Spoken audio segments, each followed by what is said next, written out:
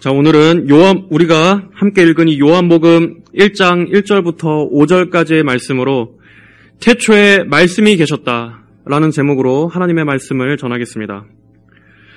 오늘부터는 요한복음 강해를 시작하겠습니다.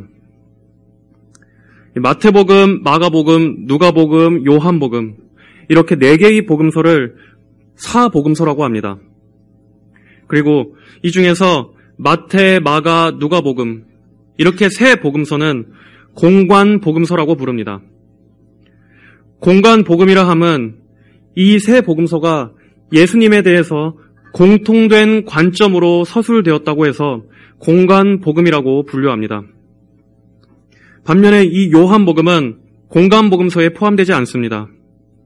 왜냐하면 요한복음은 다른 세 복음서와는 달리 요한복음만의 독특한 서술 방식과 신학적인 성격을 가지고 있어서입니다. 우리가 복음서를 읽을 때 이 복음서들이 서로 다 비슷비슷해 보여도 자세히 보면 각 복음서마다 그 기록 목적과 또 중요한 신학적인 메시지에 있어서 조금씩 미묘한 차이가 난다는 것을 알 수 있습니다. 각 성경마다 초점이 약간씩 다릅니다. 실제로 요한복음에는 나머지 세 복음서에는 당연히 기록되어 있는 그 사건들이 요한복음에는 아예 생략되어 있는 경우들이 많이 있습니다. 대신 요한복음에는 오로지 요한복음에만 기록되어 있는 예수님의 말씀들과 사건들이 거의 주를 이루고 있습니다. 이렇게 복음서가 4권인 이유는 4명의 각각의 다른 저자들을 통해서 독자들이 예수님의 생애와 사역, 또 그분의 죽으심과 부활에 대해서 더 입체적이고 생생하게 여러 각도에서 이해할 수 있도록 하나님께서 섭리하신 것입니다. 그렇다면 각 복음서마다 어떠한 차이가 있는지를 잠깐 살펴보겠습니다. 대표적으로 예수님을 보는 시각에 있어서 네 복음서가 차이가 있습니다. 먼저 마태복음은 어떻게 시작합니까? 마태복음 1장 1절은 예수님의 계보로 시작합니다.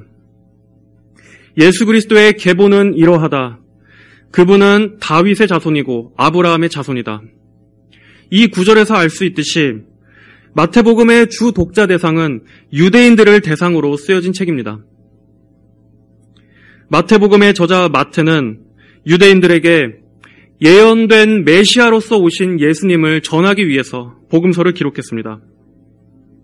메시아에 대한 예언이 예수님에게서 성취되었으며 또 다윗과 아브라함의 계보를 잇는 그분이야말로 진정한 이스라엘의 왕이시자 진정한 메시아이시다 하는 것을 전하고 있습니다. 그럼 마가복음에서 강조하는 예수님은 어떤 분이십니까? 마가복음은 종으로서 오신 예수님을 강조하고 있습니다. 낮은 종의 모습으로 이 땅에 오셔서 하나님 아버지께 순종하시고 또 세상을 섬기신 예수님의 모습을 그리고 있습니다.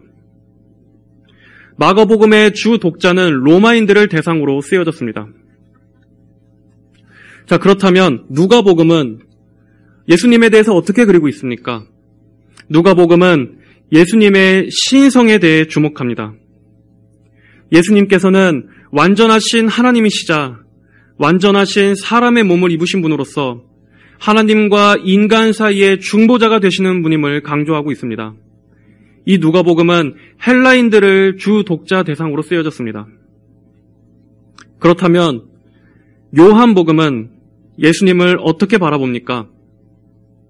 요한복음의 저자인 예수님의 제자 사도 요한은 예수님의 신성을 강조하기 위해 이 복음서를 기록했습니다. 다른 복음서들이 예수님께서 이 땅에서 행하신 일이나 그분의 지상 사역에 초점을 맞추고 있다면 요한복음은 예수님을 성육신하신 성자 하나님이시며 신성을 가지신 유일한 구주이심을 강조합니다. 요한복음에서는 특별히 이 점을 아주 두드러지게 분명히 드러내고 있습니다. 예수님은 하나님과 동등하신 하나님이시며 영원 전부터 존재하신 하나님의 아들, 예수님이야말로 바로 그리스도이시다 하는 것을 보여주는 것이 바로 요한복음입니다. 요한복음의 주 독자 대상은 온 세상입니다. 유대인들과 이방인들 모두를 포함한 온 세상이 바로 요한복음의 독자 대상입니다. 사도 요한은 요한복음의 기록 목적을 자신의 복음서에서 분명히 밝히고 있습니다. 요한복음 20장 31절입니다. 오직 이것들을 기록하는 것은 너희들이 예수께서 그리스도이시며 하나님의 아들이심을 믿게 하려는 것이고 또 너희로 믿고 그분의 이름을 힘입어 생명을 얻게 하려는 것이다. 예수님께서 그리스도이시며 하나님의 아들이심을 믿게 하려는 것, 요한복음은 바로 이 목적을 위해 기록된 책입니다. 그리고 예수님으로 인해 생명을 얻게 하려는 것입니다. 자, 여기 요한복음 20장 31절에 보면 너희로 믿고라는 문장에서 이 믿고라는 말에 쓰인 단어는 두 가지 의미를 담고 있습니다. 먼저 하나는 믿음을 계속 붙잡는 것입니다. 다른 하나는 믿음을 갖게 한다라는 의미를 갖고 있습니다. 즉 다시 말하면 사도 요한은 자신의 요한복음의 기록 목적에 대해서 말하기를 이미 믿음이 있는 사람들에게는 그 믿음을 계속 유지하며 그분을 힘입어 더욱 풍성한 생명을 얻도록 하기 위해 이 책을 기록했습니다. 믿음이 고여있지 않고 믿음이 계속 중단되지 않고 계속해서 그분을 믿어나가며 풍성한 생명을 얻게 하려는 것이 바로 목적입니다. 그리고 또 두 번째 목적은 아직 예수님을 믿지 않는 사람들에게는 이 복음서를 통해서 그분을 알고 그분을 믿음으로 참된 구원의 생명을 얻게 하고자 이 복음서를 기록한 것입니다. 요한복음은 어린아이들도 쉽게 이해할 정도로 단순한 책이지만 또 한편으로는 학자들이 평생을 연구해도 모자랄 정도로 깊고 심오한 책이기도 합니다. 하나님께서 은혜를 주셔서 우리가 앞으로 이 요한복음의 말씀을 배워나갈 때 예수님을 더 깊이 알게 되고 더 사랑하게 되며 그분을 힘입어서 계속해서 풍성한 생명을 얻게 되는 은혜를 주시기를 간절히 바랍니다.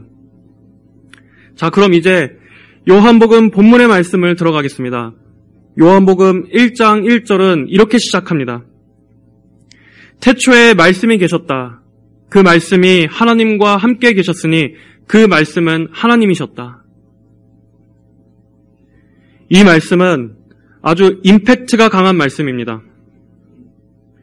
이 한 구절을 가지고 우리가 하루 종일을 묵상해도 우리 인간의 이해와 인간의 언어로는 감히 다 담을 수 없을 만큼 위대하고 장엄한 내용을 선언하고 있는 말씀입니다. 우리가 설령 이 말씀의 깊은 진리를 다 이해하지 못한다 할지라도 우리는 이렇게 단순하고 간결한 문장에서 뭔가 지금 굉장히 위대하고 깊고 심오한 주제들을 다루고 있다라는 인상을 받습니다. 이것이 성경이 하나님의 영감으로 기록된 하나님의 말씀임을 보여줍니다. 성경은 화려한 언어로 장식하지 않아도 이 성경 안에 담겨있는 신적 권위로서 성경이 하나님의 숨결이 배어있는 살아계신 하나님의 말씀이라는 것을 스스로 증거합니다. 성경의 심오함은 세상의 심오함과는 본질적으로 다릅니다. 성경에는 하나님의 영감으로 기록된 하나님의 말씀만이 주실 수 있는 신성함이 있습니다. 세상 책에서는 결코 줄 수 없는 우리의 영혼에 외치시는 살아계신 하나님의 음성이 담긴 책입니다. 1절에서는 태초에 말씀이 계셨다라고 시작하고 있습니다. 이 말씀을 보자마자 여러분은 성경에 어디가 생각나십니까? 아마 창세기 1장 1절을 떠올리실 것입니다. 태초에 하나님께서 천지를 창조하셨다. 사도 요한은 일부러 의도적으로 이렇게 시작하고 있습니다. 아마 이 복음서를 읽은 유대인들은 이 말씀을 보자마자 당연히 창세기의 첫 시작을 떠올렸을 것입니다. 하지만 여기서 사용된 이 태초에라는 말은 창세기의 태초보다도 훨씬 더 이전, 즉 영원 전을 가리키는 말입니다. 창세기에 나오는 태초는 모든 만물이 창조된 때, 즉 시작점이 있는 태초입니다. 하지만 여기 요한복음 1장 1절에 나오는 이 태초는 시간과 공간이 창조되기 이전에 영원을 말합니다. 시작부터 요한은 지금 독자들의 시선이 영원을 바라보도록 인도하고 있습니다. 이렇게 요한복음은 사복음서 중에서 가장 장엄한 스케일로 시작되는 복음서입니다. 요한은 이 영원 전에 말씀이 계셨다고 증거하고 있습니다. 자, 여기에 나오는 이 말씀은 이 복음서를 읽는 유대인들과 헬라인들, 즉 고대 그리스인들, 이 모두에게 이 말씀이라는 단어는 익숙한 단어였습니다. 먼저 유대인들은 이 말씀에 대해서 어떻게 생각하고 있었습니까? 유대인들이 생각하던 말씀이란 하나님의 충만하신 창조의 능력을 나타내는 것이었습니다. 하나님께서는 천지를 창조하실 때 말씀의 위력으로 온 우주를 창조하셨습니다. 하나님의 말씀 한마디로 온 세상이 지어졌습니다. 하나님께서는 항상 이 말씀이라는 수단을 통해서 하나님 자신의 계획과 목적을 성취하셨습니다. 즉 유대인들이 생각하던 말씀이란 곧 하나님 자신이며 하나님의 모든 뜻을 이루는 능력을 담고 있는 것으로 여겼습니다. 또 이 말씀은 헬라인들에게는 어떤 의미로 다가왔습니까? 구약 성경은 히브리어로 기록되어 있고 신약 성경은 헬라어로 기록되어 있습니다. 여기 요한복음 1장 1절에 태초에 말씀이 계셨다 해서 이 말씀은 헬라어로 로고스라고 기록되어 있습니다. 헬라어로 로고스라고 하는 이 말씀은 고대 그리스인들에게 아주 익숙한 개념이었습니다. 이 로고스는 철학적인 개념입니다. 그리스 철학에서 로고스는 우주의 질서와 조화를 가져다주는 추상적인 힘인 이성 또는 논리라고 정의할 수 있습니다. 이 로고스는 우주 만물을 존재하게 하는 원인이자 또 세계를 구성하고 질서 있게 하는 신적 법칙이었습니다. 그러나 이 개념은 모호하고 비인격적인 개념이었습니다. 실체가 없는 추상적인 개념이었습니다. 헬라인들은 이 1절을 보는 순간에 이 말씀이라는 단어를 읽으면서 자신들이 생각하던 그 로고스의 개념을 떠올렸을 것입니다. 이렇게 유대인들과 헬라인들 모두 말씀에 대한 나름대로의 이해를 갖고 있었습니다. 그런데 요한은 이어서 이 말씀이 계셨다라고 말씀하고 있습니다. 여기서 계셨다라고 표현하는 것은 엄청나게 놀라운 진술입니다.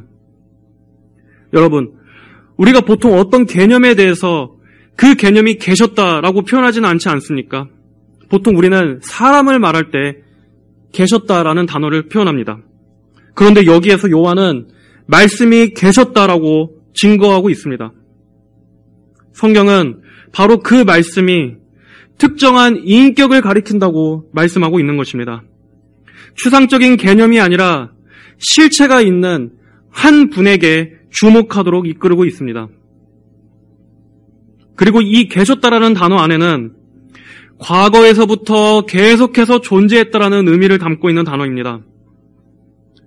시간 이전의 때부터, 세상의 창조 이전부터, 시간을 초월한 영원 전부터 이 존재가 계셨다라고 말합니다.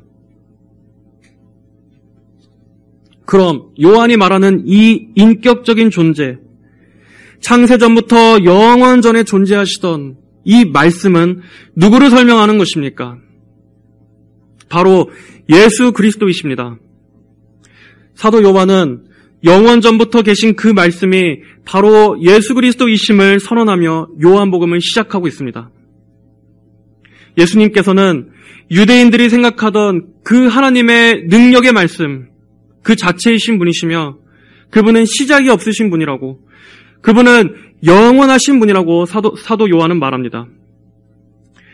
그리고 헬라인들이 생각하던 로고스, 우주 만물을 붙들고 지배하는 그 원리, 우주의 질서를 부여하는 그 법칙이 그들이 생각하는 그런 비인격적이고 추상적인 개념이 아니라 살아계시고 인격적이신 예수 그리스도를 가리키는 것이라고 말씀하고 있는 것입니다.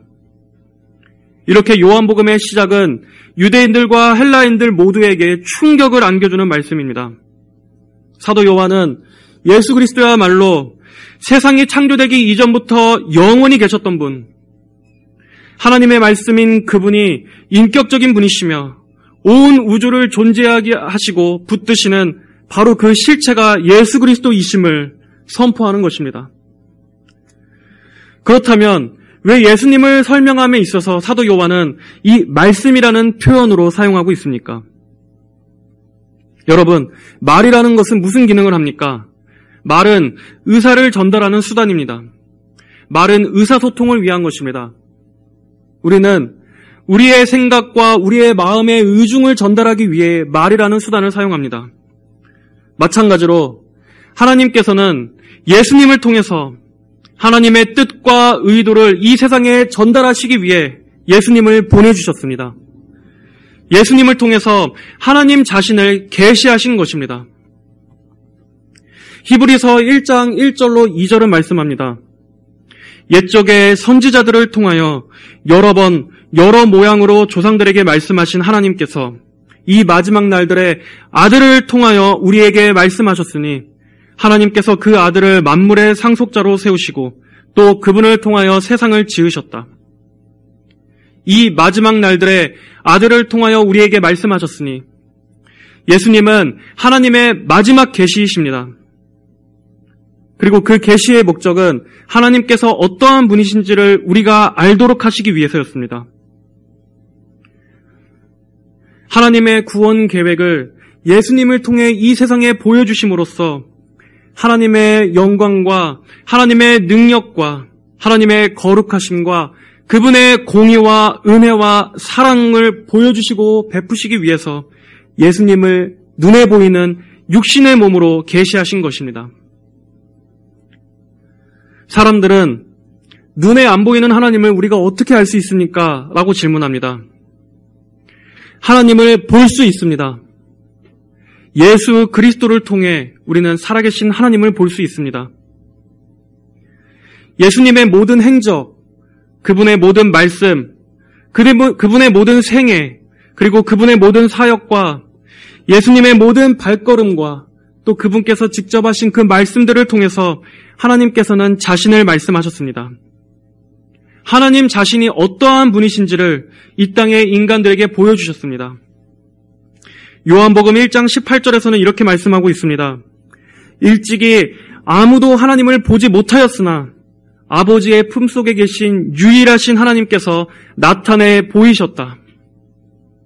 예수님은 하나님을 나타내 보여주시기 위해 이 땅에 오셨습니다. 이 땅에 보내심을 받으셨습니다. 예수님은 가공의 인물이 아닙니다. 그분은 실제 역사 속에 사셨습니다. 예수님과 함께 교제하고 예수님과 함께 먹고 마시며 그분의 가르치심을 듣고 따랐던 제자들이 실제 역사 속에 살았던 인물들입니다. 예수님께서는 지금은 부활 승천하셨기 때문에 오늘날을 살아가는 우리의 두 눈으로 그분을 볼 수는 없지만 우리는 기록된 말씀을 통해서 예수님을 만날 수 있습니다. 하나님께서는 우리와 소통하시고 교제하시기를 기뻐하신 분입니다. 예수님의 성육신은 하나님의 완전하신 마지막 계심과 동시에 우리 안에 거하시는 하나님의 장막, 우리와 함께 계시는 임마누엘 되신 하나님을 보여주시는 것입니다. 영원 전에 존재하셨던 그 말씀께서 이 세상에 오셨습니다. 우리가 하나님을 더욱더 잘 알고 이해하고 볼 수 있도록 우리와 같은 육신의 몸으로 오셨습니다. 그리고 그분은 오셨을 뿐만 아니라 우리 가운데 함께 거하셨습니다. 그리고 우리를 위해 우리 대신 죽으셨습니다. 이것이 하나님께서 우리에게 알려주시고자 하신 하나님의 뜻과 의도, 하나님의 계획이셨습니다. 여러분, 하나님을 알기를 원하십니까? 예수님을 바라보십시오. 성경을 통해서 예수님을 만나십시오. 예수님은 우리와 소통하기 위해서 이 땅에서 보내주신 하나님의 말씀입니다. 예수님을 바라볼 때 우리는 살아계신 하나님을 만날 수 있습니다. 그리고 하나님께서 어떠한 분이신 것을 더욱더 구체적이고 인격적인 진리로 듣고 배울 수 있는 것입니다. 자, 이어서 성경은 그 말씀이 하나님과 함께 계셨으니라고 말씀하고 있습니다. 그 말씀이, 그 영원전부터 계신 그 말씀이 하나님과 함께 계셨으니, 예수님께서는 창세 이전의 영원전부터 성부 하나님과 인격적인 교제를 가지셨습니다. 예수님께서는 언제나 하나님과 함께 계셨으며 성부 하나님과의 친밀한 사귐을 누리셨습니다. 이 말씀 역시 우리 인간의 연약한 이해력으로는 다 이해할 수 없는 영원전의 삼위일체 하나님 간의 연합에 대해서 말씀하고 있습니다. 자, 여기서는 분명히 하나님과 함께라고 말씀하고 있습니다. 만약 하나님 아내라고 기록되어 있다면, 하나님 아내라고 기록되어 있었다면 예수님은 하나님과 구별되신 분이 아니었을 것입니다. 그러나 여기에 이 기록된 함께라는 말은 예수님께서 하나님과 구별되신 존재, 그분께서 개별적인 인격체이심을 말씀하는 것입니다. 자, 여기에서 우리는 기독교만이 가지고 있는 독특한 삼위일체 교리를 발견할 수 있습니다. 물론 이 말씀에서는 성령 하나님께서 등장하시진 않지만 예수님께서는 삼위일체 하나님의 한 위격을 가지신 분으로서 영원전부터 하나님 아버지와 사랑의 교제를 나누시고 함께 영광 가운데 계셨던 분임을 나타내주고 있습니다. 이 말씀은 아주 중요한 말씀입니다. 오늘날 우리는 이 삼위일체 교리가 다 정립된 시대를 살고 있지만 요한이 이 요한복음을 기록할 당시에 1세기에는 아직 이 기독론이 완전히 정립되지 않은 시대였습니다. 초대교회의 대부분의 이단들은 다 이 기독론에 있어서 문제가 있던 이단들이었습니다.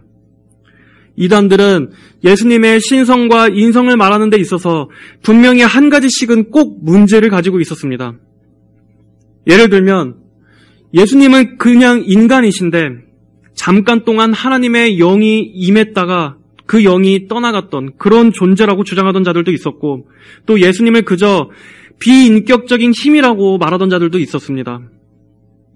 그러나 사도 요한은 이 성경의 저자이신 성령님께서는 바로 이 말씀을 통해서 그런 이단들의 오류를 무너뜨리십니다. 오늘날에도 여호와의 증인, 몰몬교, 그 외의 다양한 이단들은 대부분 다 기독론에 있어서 문제가 있는 이단들이 많습니다. 이단들의 문제는 대부분 다 기독론에서 걸립니다. 예수님의 신성에 있어서 조금이라도 그분의 신성을 깎아내리거나 아니면 하나님과 예수님과의 이 서로 구별된 위격으로 설명하지 않는 모든 주장들은 다 이단적인 주장입니다. 자, 오늘날까지도 아마 가장 쉽게 헷갈리는 오류가 아마 삼위일체를 이런 식으로 설명하는 것입니다. 하나님은 한 분이신데 어떤 때는 성부 하나님으로 나타나셨다가 어떤 때는 성자 예수님으로 나타내셨다가 또 어떤 때는 성령 하나님으로 나타내셨다 하는 이러한 설명입니다. 한 하나님께서 성부, 성자, 성령 이렇게 세 위격을 가지신 것을 설명하려다 보니까 이러한 오류에 빠지는 것입니다.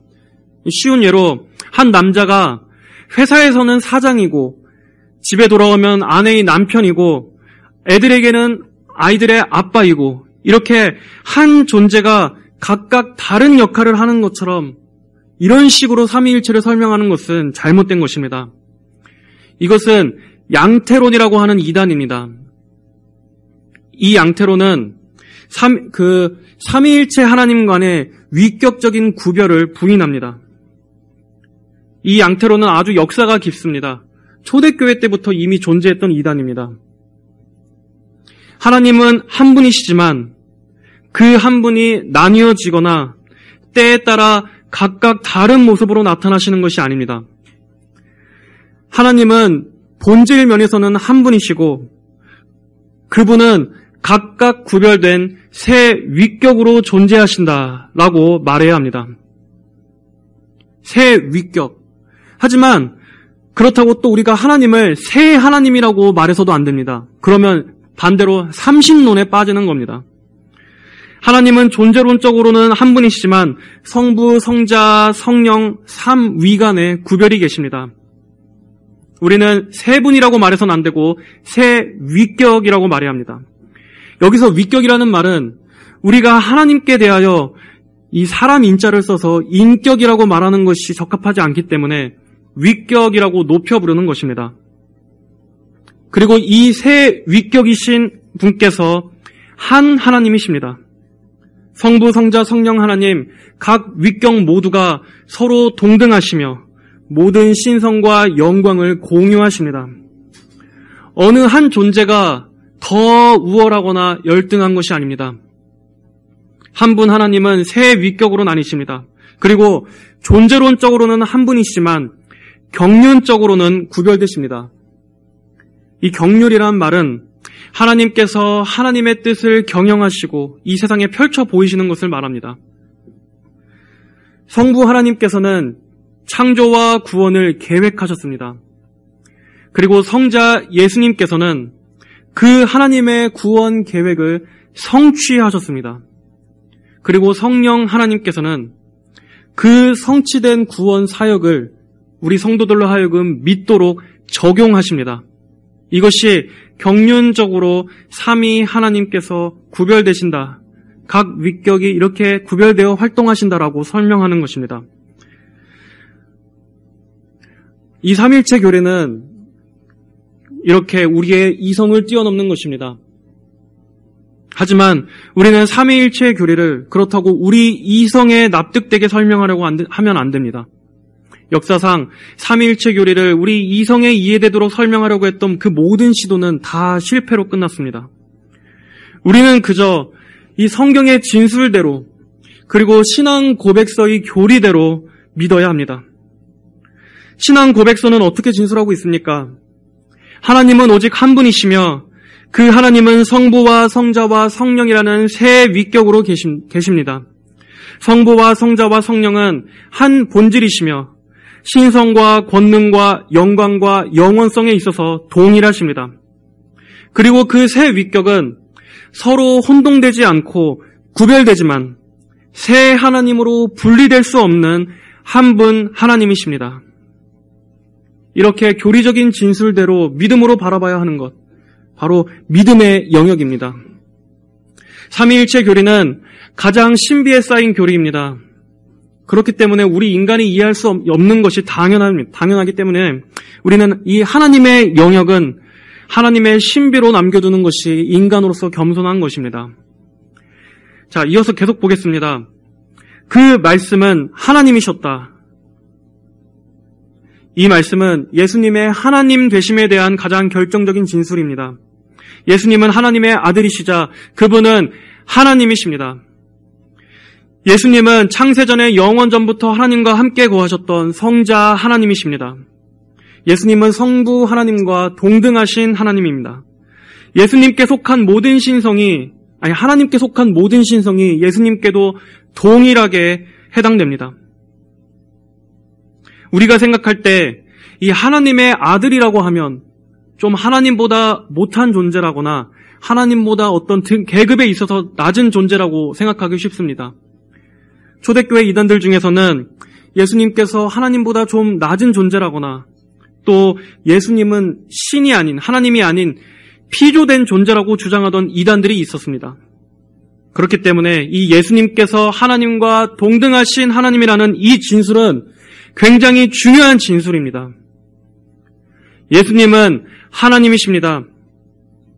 하나님께서 전지전능하신 하나님이시듯 예수님께서도 전지전능하신 하나님이십니다. 하나님께서 우리를 구원하시는 것처럼 죽은 자를 살리시는 것처럼 예수님께서도 우리를 구원하시고 죽은 자를 살리시는 하나님이십니다. 하나님께서 우리의 평강이신 것처럼 예수님도 우리의 평강이 되십니다. 구약 성경에서 하나님으로 하여금 하나님에 대해서 우리의 치료자, 우리의 의, 우리의 산성, 우리의 승리라고 표현했던 그 모든 호칭들이 예수님께도 동일하게 올려질 수 있는 호칭인 것입니다. 예수님 역시 영원전부터 선재하신 스스로 있는 자이십니다. 요한복음에서는 예수님께서 스스로 자신에 대해서 설명하신 7가지 대표적인 말씀이 있습니다. 그런데 여기에 사용된 이 예수님께서 자신을 가리키는 표현들을 살펴보면 구약 성경의 출애굽기 때 불타는 떨기나무에서 모세에게 말씀하신 그 하나님의 말씀, 나는 스스로 있는 자이다 라고 말씀하신 그 표현과 동일한 표현을 예수님께서 사용하신 것을 알 수 있습니다. 오직 하나님께서만 쓰실 수 있는 그 표현을 예수님께서 자신을 가리키실 때 사용하신 것입니다. 예수님은 스스로 생명의 빵이라고 말씀하셨습니다. 요한복음 6장 35절, 내가 곧 생명의 빵이니 내게 오는 사람은 결코 굶주리지 않을 것이며 또 나를 믿는 자는 결코 목마르지 않을 것이다. 또 예수님은 스스로 세상의 빛이라고 말씀하셨습니다. 요한복음 12장 1절, 내가 곧 세상의 빛이니 나를 따르는 자는 결코 어둠 속에 다니지 않고 생명의 빛을 얻게 될 것이다. 또 예수님은 스스로를 양들이 안전히 거할 수 있는 양의 문이라고 말씀하셨습니다. 요한복음 10장 7절로 9절의 말씀, 내가 진정으로 너희에게 말한다. 내가 곧 양들의 문이다. 나보다 먼저 온 자들은 도둑들이요 강도들이니 양들이 그들의 말을 듣지 않았다. 내가 곧 문이니 누구든지 나를 통하여 들어가면 구원을 받을 것이며 또 들어가고 나오면서 꼴을 얻을 것이다. 이 꼴은 양식을 말합니다.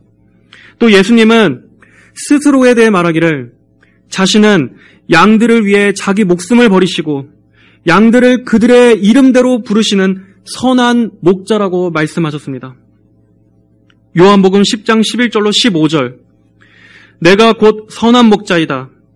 선한 목자는 양들을 위해 자기 목숨을 내어놓는다. 삭구는 목자가 아니요 양들도 자기의 것이 아니므로 이리가 오는 것을 보면 양들을 버리고 도망쳐 이리가 양들을 물어가고 흩어버린다. 그는 삭군이어서 양들에 대해 관심이 없기 때문이다. 내가 곧 선한 목자이니 내 양들을 알고 내 양들도 나를 안다. 마치 아버지께서 나를 아시고 나도 아버지를 아는 것과 같으니 나는 양들을 위하여 내 목숨을 내어놓는다.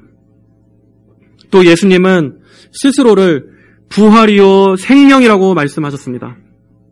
11장 25절에 내가 곧 부활이고 생명이니 나를 믿는 자는 죽어도 살겠고 살아서 나를 믿는 자는 누구든지 영원히 죽지 않을 것이다. 또 예수님은 스스로를 하나님께 나아갈 수 있는 유일한 통로로서의 길이요 진리요 생명이라고 말씀하셨습니다.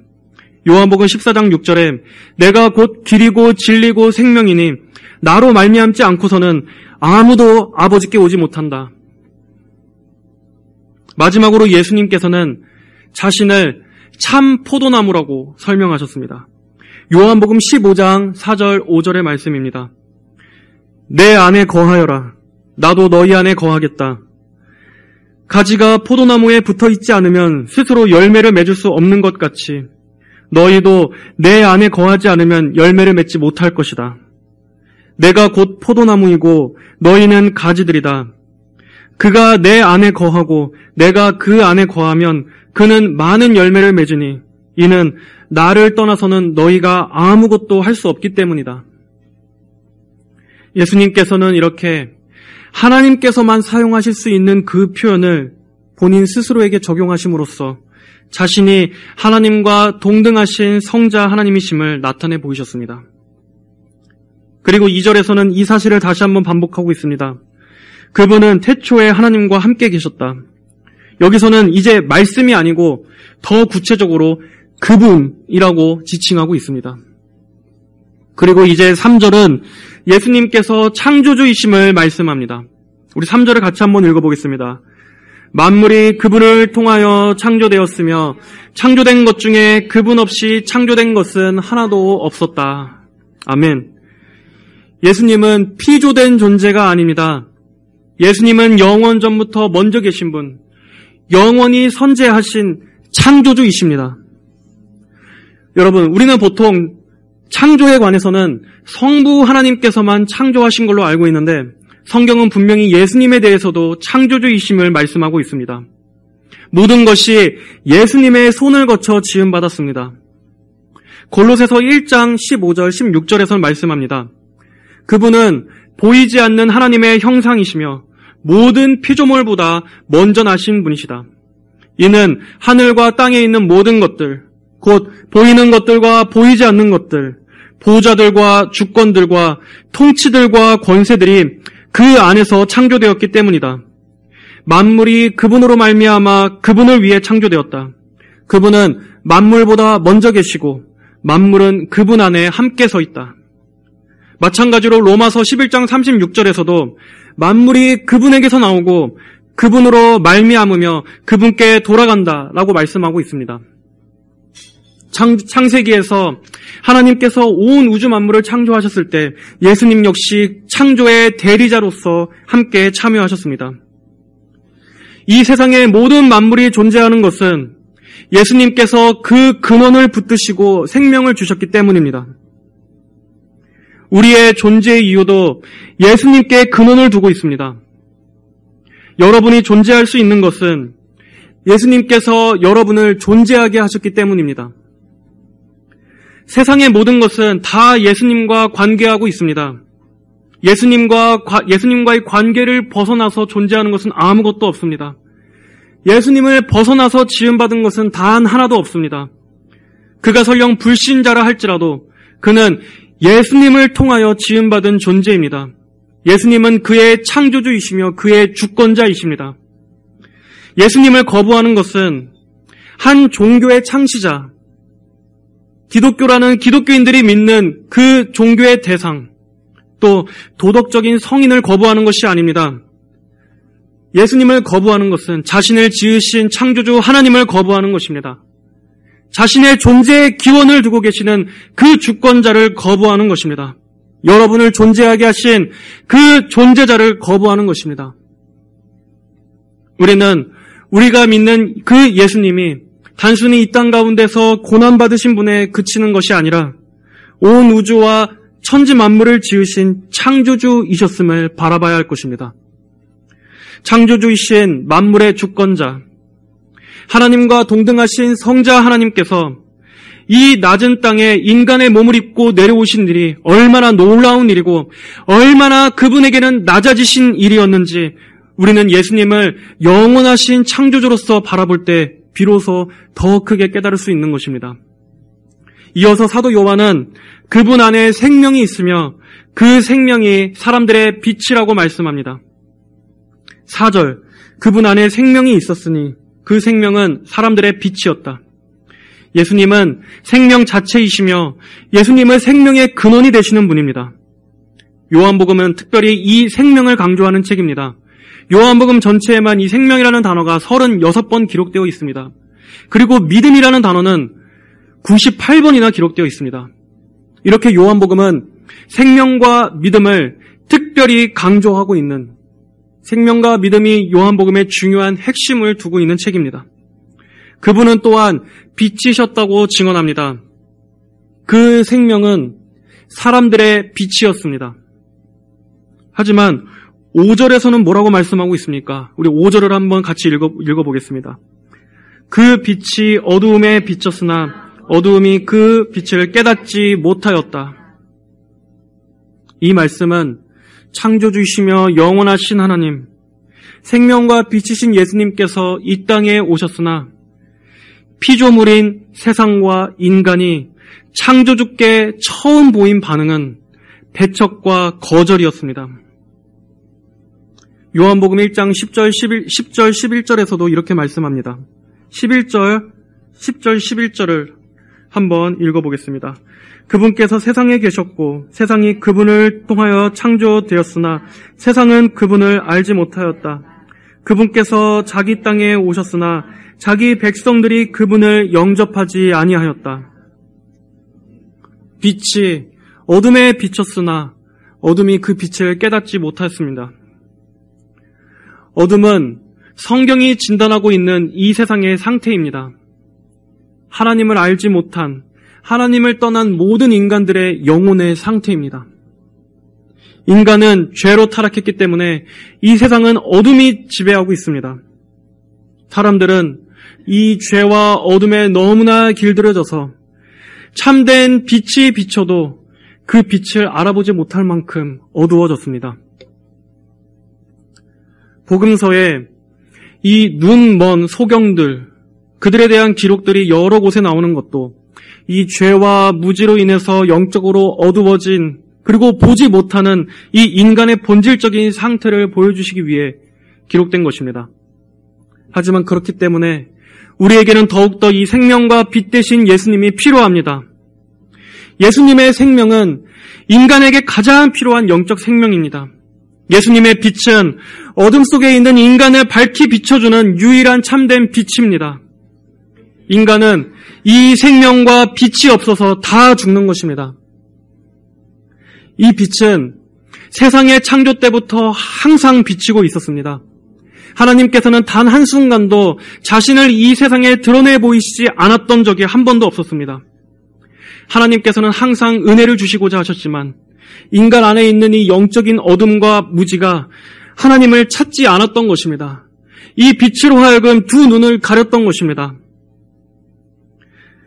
빛이 비쳤으나 세상이 그분을 알지 못했고 또 그분을 영접하지 않았다라는 이 말씀은 예수님의 앞으로 이 땅에서의 사역이 앞으로 많은 고난과 배척, 수치와 거절, 멸시로 가득하게 될 것을 미리 예고해 주는 것입니다. 그러나 한편으로는 여기 이 5절에 어둠이 그 빛을 깨닫지 못하였다는 이 말씀에서 이 깨닫다라는 단어의 다른 의미로 정복하다라는 의미를 담고 있습니다. 만약 그렇게 해석한다면 이 말씀은 어둠이 그 빛을 정복하지 못하였다, 어둠이 그 빛을 이기지 못하였다라고 해석할 수 있을 것입니다. 학자들은 이 두 가지 의미 다 모두 다 적용 가능한 해석으로 보고 있습니다.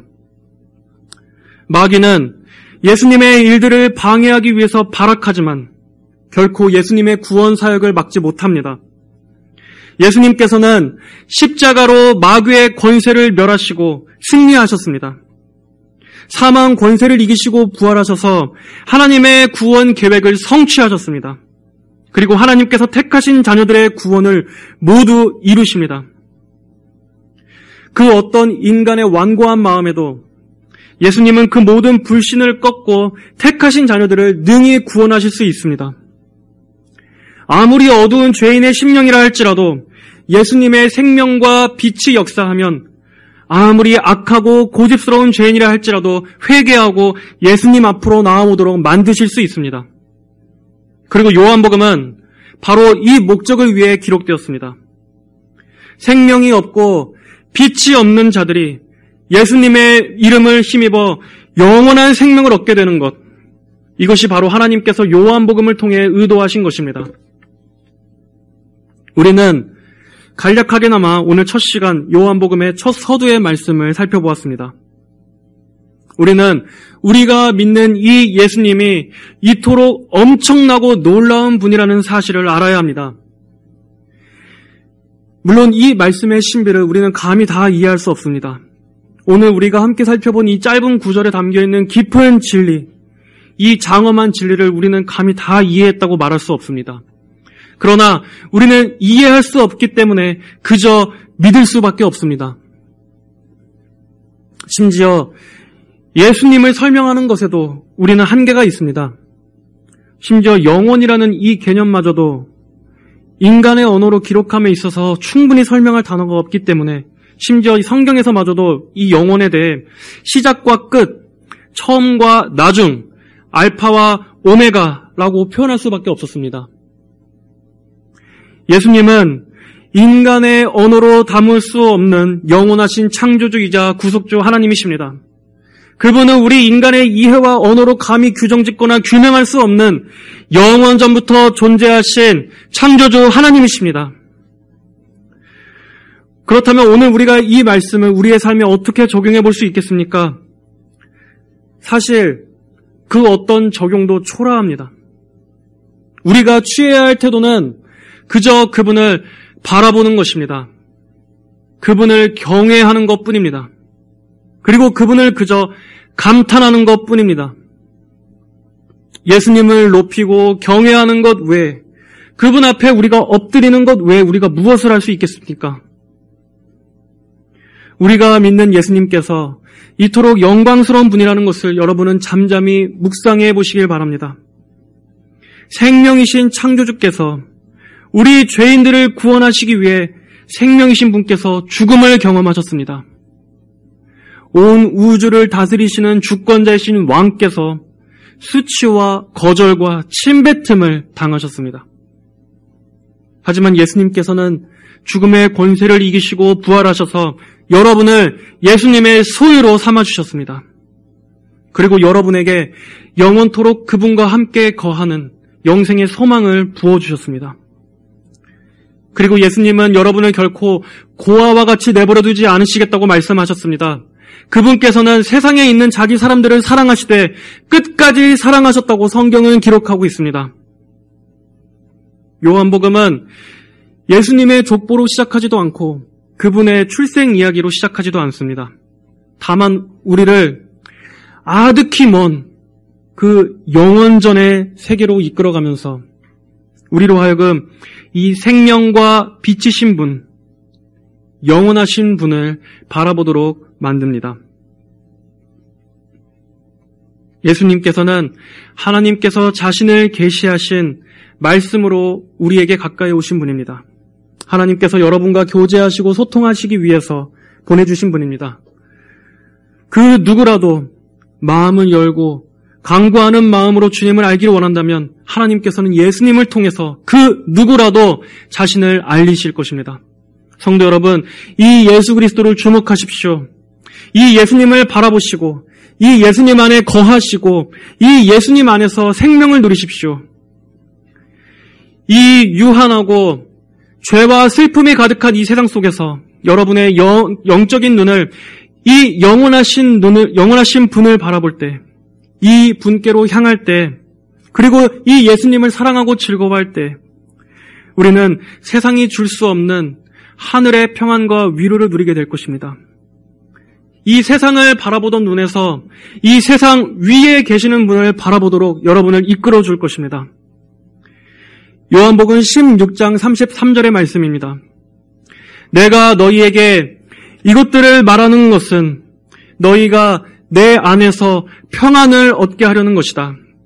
너희가 세상에서 환난을 당하나 용기를 내라. 내가 세상을 이겼다.